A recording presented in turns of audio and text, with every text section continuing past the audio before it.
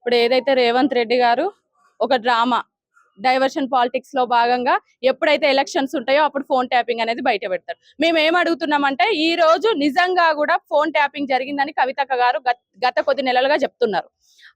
ఆ విషయాన్ని సీరియస్ గా తీసుకొని ఎవరైతే నిందితులు ఉన్నారో ఫస్ట్ బాధితులను కదా వీళ్ళు ఎంక్వైరీ చేయాల్సింది. బాధితుల దగ్గర నుండి వీళ్ళు తీసుకొని నిందితులు ఎవరైతే అనుకుంటున్నారో నిందితుల బాధితుల అనేది ఇప్పుడు ఎంక్వైరీ సిట్ విచారణకని పిలుస్తున్నారు. అసలు వాళ్ళు నిందితుల బాధితుల ఫస్ట్ అది చెప్పండి. ఇది ఒక డబల్ గేమ్. ఏదైతే హరీష్ రావు గారు ఆ తర్వాత రేవంత్ రెడ్డి గారు ఇప్పుడున్న ఎవరైతే సంతోష్ రావు వీళ్ళంతా కూడా ఒకటే, వీళ్ళందరూ ఒకటయ్యే ఇప్పుడు ఇదంతా కూడా ఒక డ్రామా అనేది క్రియేట్ చేస్తున్నారు.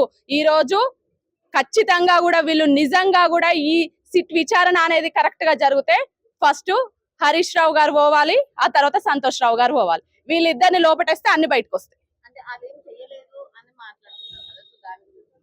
ఏం చేయలేదే ఇంటల్లుడి మొబైల్ ఎట్లా ట్యాప్ చేసిండ్రు, ఫోన్ ట్యాప్ చేసిండ్రు, అది అవన్నీ రూమర్స్, అవన్నీ చెప్పింది ఎవరు? లీకులు అసలు ఫస్ట్ లీకులు ఎవరు ఇస్తున్నారు? హరీష్ రావు గారు లీకులు ఎందుకు ఇస్తున్నారు? హరీష్ రావు అనుచరుడు, ముఖ్య అనుచరుడు దీంట్లో ఉన్నాడా లేదా? ఇవన్నీ ఎవరు చెప్పాలి? రేవంత్ రెడ్డి గారు నిజంగా కూడా ఒక గవర్నమెంట్ లో ఆయనకి ఈ హరీష్ రావు గారితో కానీ సంతోష్ రావు గారితో కానీ సంబంధం లేకపోతే ఫస్ట్ అన్ని బయట పెట్టాలి. వీళ్ళు ఒక డ్రామా చేసి కేవలం కేసీఆర్ గారిని దీంట్లో విచారణకు పిలవాలి, ఏదో బ్లేమ్ చేయాలి అనే ప్లాన్ లోనే చేస్తున్నారు. కానీ ఫస్ట్ హరీష్ రావుని సంతోష్ రావుని లోపటేస్తే అన్ని బయటకు వస్తాయి.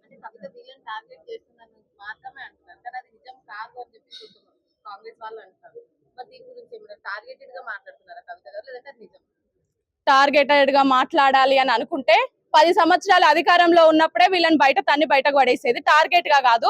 ఎప్పుడు ప్రజలకి కరెక్ట్ గా ప్రజలకి ఏది అవసరమో ప్రజా పక్షాన మాట్లాడుతుంది కాబట్టి కవితక్క గారిని ఈ రోజు టార్గెట్ చేసి బయటికి పంపించారు. కవితక్క గారు ఎక్కడైతే అన్యాయం జరిగిందో ఆ అన్యాయాన్ని చెప్పినప్పుడు కవితక్క గారిని సస్పెండ్ చేసిండ్రు కాబట్టి అక్కని టార్గెట్ చేసినప్పుడు తప్పకుండా మేము టార్గెట్ చేస్తాం కదా. అక్కని టార్గెట్ చేసినా కవితక్క గారి గురించి లేని మాట్లాడినా కూడా ఎందుకు టార్గెట్? 10 సంవత్సరాలు అక్కగారు మౌనంగా అన్ని భరించిండ్రు. ఇక నుండి భరించే ప్రసక్తే లేదు. తప్పకుండా ఏ ఉన్నా కూడా ఇన్ని రోజులు తెలంగాణ ప్రజల కోసం కేసీఆర్ గారి కోసం అన్ని మౌనంగా భరించిండ్రు. ఇప్పటి నుండి వాళ్ళ చిట్టా మొత్తం బయట పెడతాం. కవితక్క గారి దాకా అవసరం లేదు, మేమే వాళ్ళ సంగతి చూస్తాం. తెలంగాణ జాగృతిగా మేము ఎక్కడ పోటీ చేస్తలేము. మేము మా పార్టీ నిర్మాణ పనిలో ఉన్నాము. తప్పకుండా ముందొచ్చే ఎలక్షన్లలో గట్టిగా పోటీ ఇస్తాం. కాంగ్రెస్ పార్టీ వెనుకుండి నడిపిస్తుంది కవిత గారిని అని చెప్పేసి అంటున్నారు. మున్సిపల్ ఎలక్షన్స్ కూడా కవిత గారికి ఛాన్స్ ఇస్తే కాంగ్రెస్ పార్టీ ఎప్పుడు వెనక్కినే ఉంటుంది అని బీఆర్ఎస్ అంటుంది. దాని గురించి మేము కాంగ్రెస్ కా బీఆర్ఎస్ కా బీజేపీ కా అన్నది కాదు. మేము తెలంగాణ ప్రజల పక్షాన ఉన్నాం. ఈ సామాజిక తెలంగాణ నిర్మాణం కోసం పనిచేస్తున్నాం. ఉద్యమకారులు ఎవరైతున్నారో వాళ్ళ పక్షాన ఉన్నాం. అమరవీరుల కుటుంబాలు ఏవైతున్నాయో వాళ్ళ పక్షాన ఉన్నాం. ఈ తెలంగాణలో ఉన్న మహిళల పక్షాన ఉన్నాం, యువత పక్షాన ఉన్నాం. కాబట్టి కాంగ్రెస్ పక్షాన ఉండే అవసరం లేదు.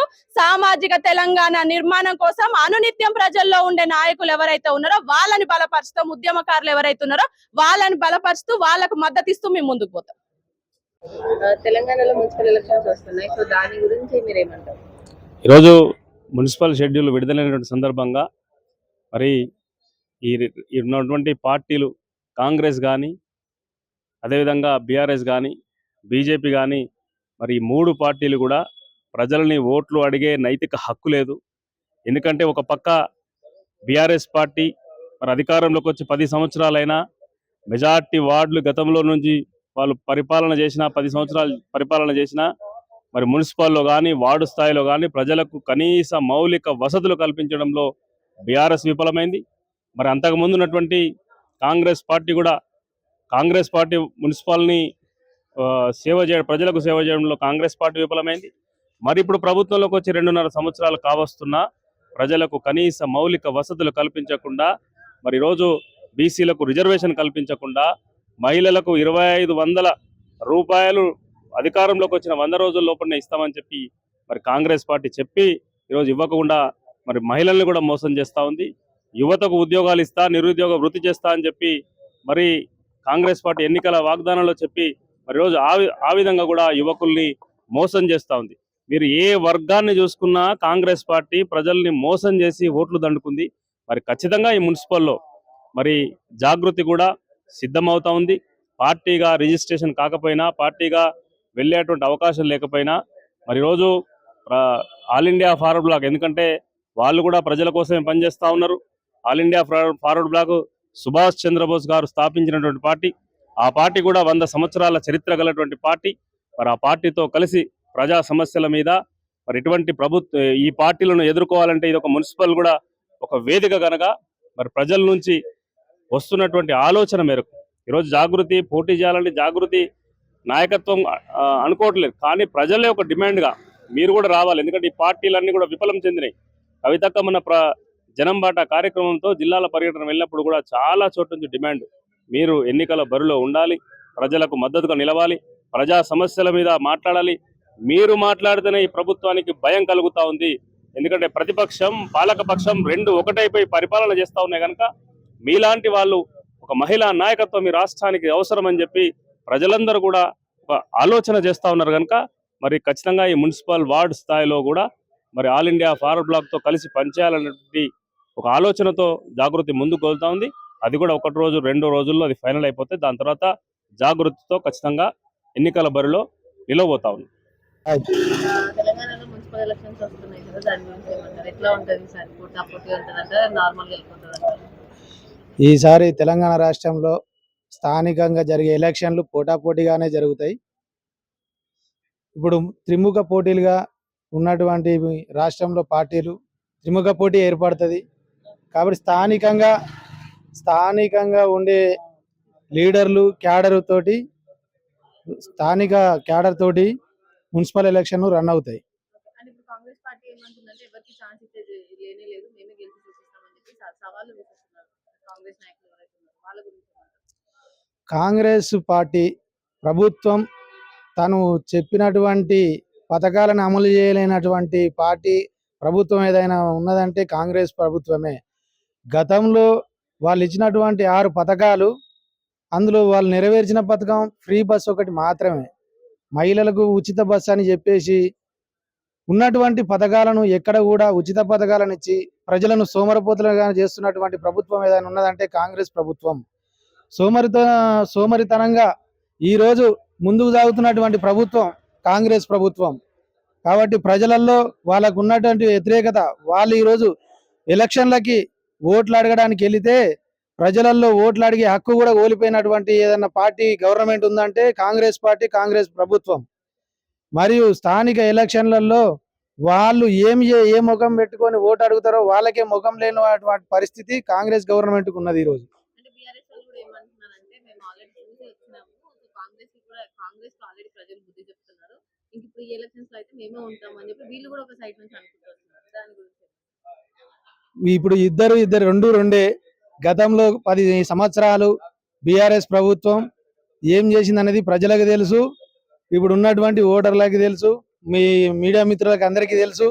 వాళ్ళు 10 సంవత్సరాలలో అక్రమాలు దందాలు వాళ్ళకి సరిపోయి సంపాదించుకున్న కాడికి సంపాదించుకున్నారు, పక్క జరిగారు. వాళ్ళు చేయని అభివృద్ధికి ఇలా గ్రామాలలో ఎలాంటి అభివృద్ధి లేదు. మున్సిపల్ వార్డులకు సంబంధించి ఎక్కడ కూడా వాళ్ళు ఎంతవరకు ఏమున్నా వాళ్ళ స్థానికంగా వాళ్ళ సొంత కంపెనీ డెవలప్మెంట్ల కోసమే బీఆర్ఎస్ ప్రభుత్వం పనిచేసింది తప్పించి ఎక్కడ కూడా అభివృద్ధి అనేది చేయలేదు గ్రామాలలో. అలాంటప్పుడు వాళ్ళు కూడా గెలవడం అనేది అసాధ్యం.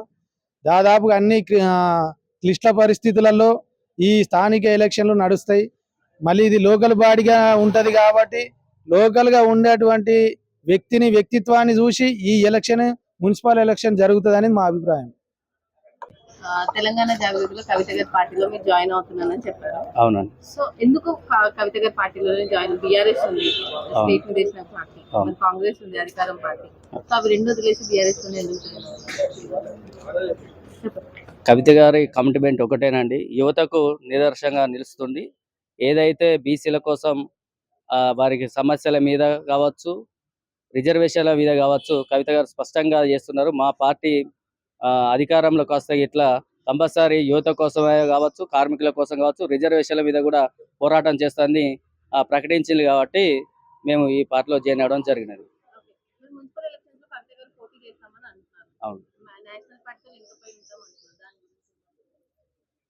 ప్రస్తుతానికి నేషనల్ పార్టీ తోటి లింకప్ కావడం కారణం ఏంటంటే స్థానికంగా ఉన్నటువంటి రిజర్వేషన్ కోసం కావచ్చు, 60 డివిజన్లలో కావచ్చు, మన కార్యకర్తను ఫస్ట్ గెలిపించుకున్న తర్వాత మన ఎజెండా ఏదైతుందో దానికోసం కవిత ఆధ్వర్యంలో మనం నిల్చుంటే అవకాశం ఉంటది.